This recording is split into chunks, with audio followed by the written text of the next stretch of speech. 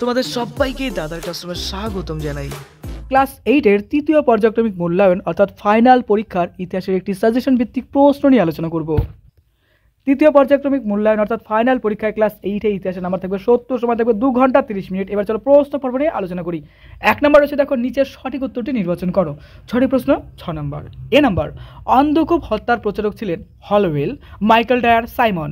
অন্ধকূপ হত্যার প্রচারক ছিলেন হলওয়েল। নেক্সট, এশিয়াটিক সোসাইটি প্রতিষ্ঠা করেন Dalhousie, Jonathan Duncan, William Jones. Asiatic society প্রতিষ্ঠা করেন উইলিয়াম জোন্স। নেক্সট, 10 সালা বন্দোবস্ত প্রবর্তন করেছিলেন ডালহৌসি, ক্যানিং, কর্নওয়ালিস। উত্তর হবে কর্নওয়ালিস। দেখো, ডালহৌসি কিন্তু সত্যবিলোপ নীতি প্রবর্তন করেছিলেন। দুটো প্রশ্ন ইম্পর্টেন্ট, বুঝতে পারলে তো? তাহলে 10 সালা বন্দোবস্ত প্রবর্তন করেছেন কর্নওয়ালিস। নেক্সট প্রশ্ন, ভারতের রেলপথ নির্মাণের প্রকল্প সূচনা হয়।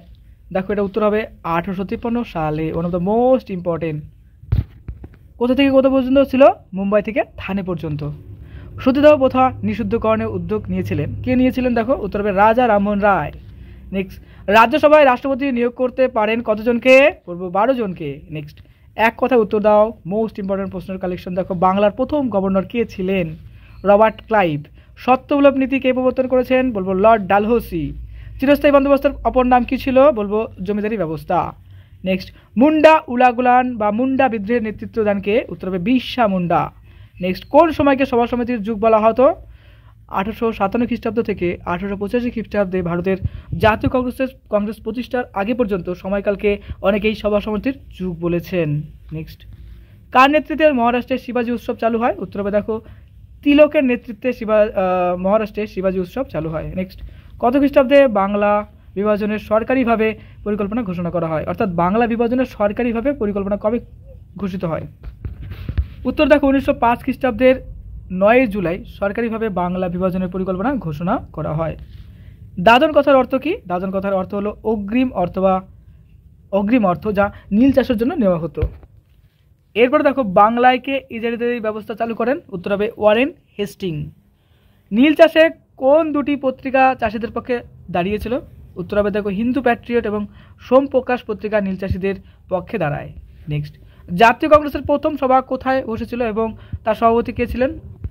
1885 খ্রিস্টাব্দে বোম্বাইতে জাতীয় কংগ্রেসের প্রথম সভা হয়েছিল। সভাপতি ছিলেন উমেশচন্দ্র বন্দ্যোপাধ্যায়। প্রথম বিশ্বযুদ্ধ কত খ্রিস্টাব্দে হয়েছিল? দেখো, বলবো যে 1914 খ্রিস্টাব্দে প্রথম বিশ্বযুদ্ধ শুরু হয়েছিল। সত্য অথবা মিথ্যা নির্বাচন করো। সঠিক প্রশ্ন 6 নম্বর। 1919 খ্রিস্টাব্দের মার্চ মাসে এস.এ.টি.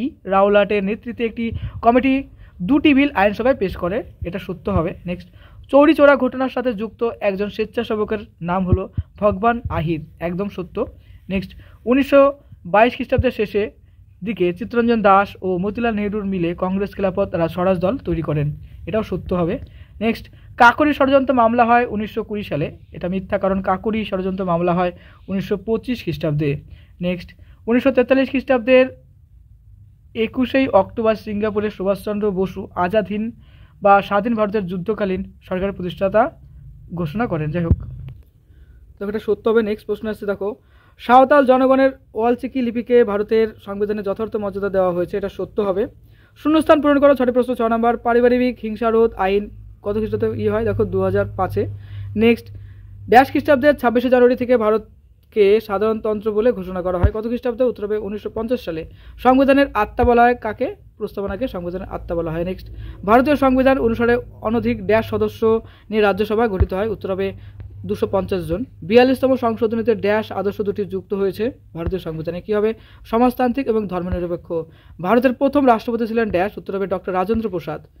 এবার চলে আসছে মোস্ট ইম্পর্টেন্ট প্রশ্নের কালেকশন। দেখো, 5-এর বলা হচ্ছে নিচের প্রশ্নগুলোর উত্তর দাও। প্রত্যেকটা প্রশ্ন ইম্পর্টেন্ট। আমি এখানে অনেকগুলো প্রশ্ন জুড়ে দিলাম, এগুলো ভালো করে প্রিপারেশন করে রেখো। দেখে নাও, 2 নম্বরের প্রশ্ন হিসেবে এগুলো ইম্পর্টেন্ট পরীক্ষার জন্য। তোমাদের প্রত্যেকটা সাবজেক্টের বাংলা, ইংলিশ, ইতিহাস, ভূগোল, ঠিক আছে, বিজ্ঞান, প্রত্যেকটা সাবজেক্টের অঙ্ক, এদের বইভিত্তিক সাজেশন রয়েছে। অর্থাৎ বইয়ের কোন প্রশ্নগুলো পরীক্ষার জন্য মোস্ট ইম্পর্টেন্ট সেই সংক্রান্ত বইভিত্তিক সাজেশন অবশ্যই খেয়াল করো। কোন প্রশ্নগুলো পরীক্ষায় তুলে দিতে পারে সেই সংক্রান্ত, এমনকি ম্যাপ পয়েন্টিং, ভূগোলের ম্যাপ পয়েন্টিং বলো, বাংলা ব্যাকরণ, প্রবন্ধ লেখা, চিঠি লেখা, একদম সোজা সোজা নিয়মে ফলো করা আছে। প্লে লিস্টে যাও এবং সেগুলো ফলো করো। ফাইনাল পরীক্ষা মন দিয়ে পড়ো, সব থেকে সেরা রেজাল্ট করো। পশ্চিমবঙ্গের ম্যাক্সিমাম স্টুডেন্ট কিন্তু বইভিত্তিক সাজেশন ফলো করে। দাদার ক্লাসরুমে কিন্তু প্রচুর স্টুডেন্ট রয়েছে যারা কিন্তু টপার লেভেলের, অনেকেই আছে শুধুমাত্র বইভিত্তিক সাজেশন ফলো করে কিন্তু বিশাল ভালো রেজাল্ট করেছে, অনেকে কিন্তু ফার্স্টও হয়ে গেছে। তাই অবশ্যই বইভিত্তিক সাজেশন ফলো করো। সব থেকে বস লেভেলের সাজেশন যদি বলি সেটা বলো বইভিত্তিক সাজেশন, সেটা ফলো করো। এবার দেখো সাথে যে প্রশ্নগুলো রয়েছে, দেখো 3টি প্রশ্নের উত্তর দাও 5 নম্বরের প্রশ্ন হিসেবে, এগুলো ইম্পর্টেন্ট তোমাদের পরীক্ষার জন্য, অবশ্যই খেয়াল করবে। বইভিত্তিক সাজেশন ফলো করো, সব থেকে বেস্ট পরীক্ষা দাও। তোমার পরীক্ষা অনেক ভালো হোক। পরীক্ষার জন্য তোমাকে জানাই বেস্ট অফ লাক। দাদার কাছে অবশ্যই সাবস্ক্রাইব করে দিও, এরপরে আরও অনেকগুলো সেট আসছে।